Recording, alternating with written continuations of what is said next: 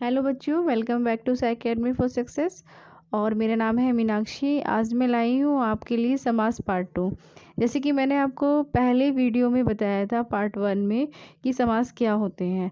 तो मैंने उसमें समास की परिभाषा और उसके 2 पॉइंट्स यानी कि अव्ययभाव समास और तत्पुरुष समास क्या होते हैं इसके बारे में बताया था।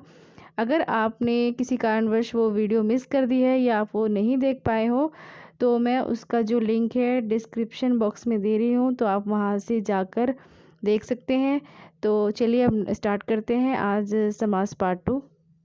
तो बच्चों वहाँ पर मैंने बताया था समास के भेद यानी कि समास के 6 भेद होते हैं, जिसमें कि मैंने आपको अव्यय भाव और तत्पुरुष समास उसमें एक्सप्लेन कर दिए थे फर्स्ट पार्ट में। तो इस पार्ट में मैं आपको 4 पॉइंट्स कर्मधारय समास, द्विगु समास, द्वंद्व समास एंड बहुव्रीहि समास डिस्कस करूंगी यानी कि बताऊंगी। तो चलिए बढ़ते हैं आगे। चलिए बच्चों अब बात करते हैं कर्मधारय समास क्या होता है। इस समास का उत्तर पद प्रधान होता है। इस समास में विशेषण, विशेष्य और उपमान से मिलकर बनते हैं, उसे कर्मधारय समास कहते हैं। तो बच्चों यहाँ पर जो हम सबसे पहले बात करेंगे वो करेंगे विशेषण की, यानी कि विशेषण क्या होते हैं। जो शब्द किसी की विशेषता प्रकट करते हैं या बताते हैं उसे विशेषण कहते हैं। और विशेष्य जो इसके बारे में वो बात बताई जाती है या जिसकी विशेषता प्रकट की जाती है तो उसको विशेष्य कहते हैं। तो चलिए बच्चों मैं आपको यहाँ पर ये उदाहरण के तौर पर समझा देती हूँ कि आपको अच्छे से क्लियर हो जाएगा। जैसे कि दिया हुआ है समस्त पद और विग्रह। समस्त पद मतलब चरण कमल और विग्रह है इसका कमल के समान चरण। अब तो बच्चों यहाँ पर देखिए सबसे पहले चरण, जो चरण है वो है विशेष्य और कमल वो है विशेषण, यानी कि किसके बारे में बताया जा रहा है, चरण के बारे में कि किसके का समान है, वो कमल के समान है। तो ये बच्चों ध्यान रखना कि जो चरण है वो विशेष्य है और जो कमल है वो है विशेषण। तो अब बढ़ते हैं आगे। यहाँ पर लिखा हुआ है नील गगन, नीला है जो गगन।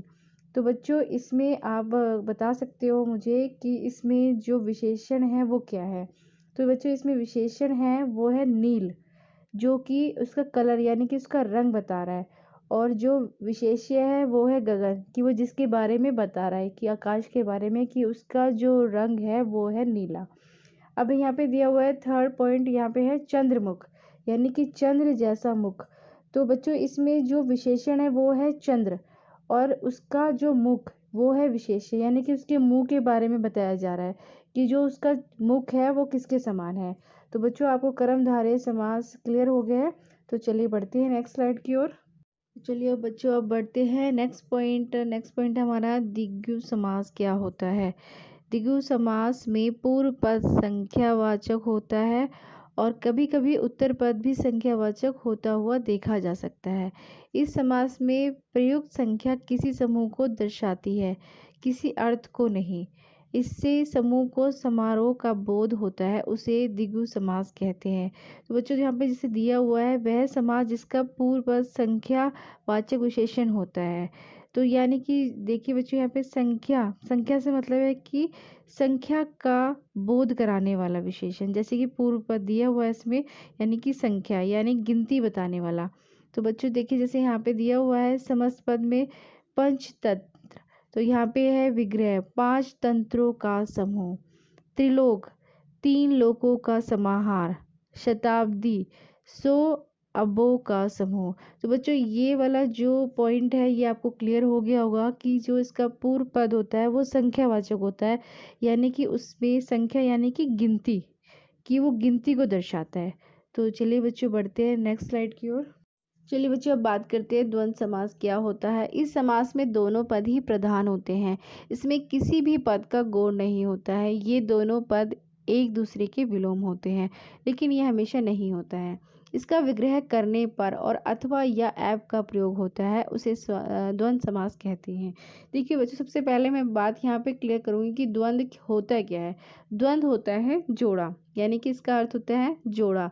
इस समास में दोनों पद ही प्रधान होते हैं, इसमें किसी भी पद का गौण नहीं होता। गौण होना यानी कि कोई भी जो पद है एक दूसरे पर डिपेंड नहीं होता है, वो फुली इंडिपेंडेंट यानी कि वो खुद पर निर्भर होते हैं। ये दोनों पद एक दूसरे के विलोम यानी कि अपोजिट होते हैं, लेकिन ये हमेशा नहीं होता। इसका विग्रह करने पर और अथवा या एव का प्रयोग होता है, उसे द्वंद्व समास कहते हैं। अब देखिए बच्चों, यहाँ पे दिया हुआ है समस्त पद। समस्त पद यानी कि इसका जो वर्ण है जलवायु। अब है इसका विग्रह जल और वायु। देखिए बच्चों, यहाँ पर जो इसका विग्रह हुआ है तो उसके बीच में आ गया है और, यानी कि यहाँ पर मैंने ये लास्ट लाइन बताई थी आपको, इसका विग्रह करने पर और अथवा या एव का प्रयोग होता है। अब दिया हुआ है नीचे अपना पराया, अपना और पराया।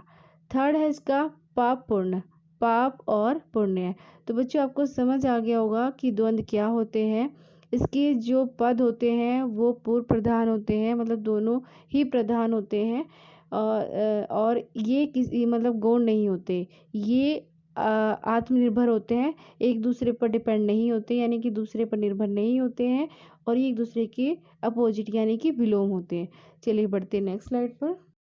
चलिए बच्चों, अब बात करते हैं लास्ट पॉइंट की। इसका लास्ट पॉइंट है बहुव्रीहि समास क्या होता है। इस समास में कोई भी पद प्रधान नहीं होता। जब दो पद मिलकर तीसरे पद बनाते हैं तब वह तीसरा पद प्रधान होता है। इसका विग्रह करने पर वाला है, जो, जिसका, जिसकी, जिसके, वह आदि आते हैं, वह बहुव्रीहि समास कहलाता है। देखिए बच्चों, हम यहाँ पर जो बात कर रहे हैं इसमें ये बता रहा है कि इसमें कोई भी पद प्रधान नहीं होता, ना तो पूर्व पद प्रधान होता है ना ही उत्तर पद। इसमें यहाँ दोनों पद मिलकर तीसरे पद को दर्शाते हैं, यानी कि तीसरे शब्द की ओर, यानी कि तीसरे पद की ओर इशारा करते हैं, यानी कि संकेत करते हैं कि उसमें वो क्या बोल रहा है। ठीक है बच्चों, तो जैसे कि यहाँ पर दिया हुआ है समस्त पद। अब यहाँ पर दिया है इसमें लंबोदर। लंबोदर इसका विग्रह है लंबा है उदर जिसका। तो बच्चों आपको पता होगा कि जैसे कि हम कोई भी लंबोदर किसको बोलते हैं तो हमारे दिमाग में एक अलग ही छवि आ जाती है कि लंबोदर वर्ड हम किसके लिए यूज़ करते हैं, यानी कि गणेश जी के लिए। ऐसे ही दूसरा शब्द है इसका दशानन। अब 10 है आनंद जिसके, यानी कि 10 सिरों वाला।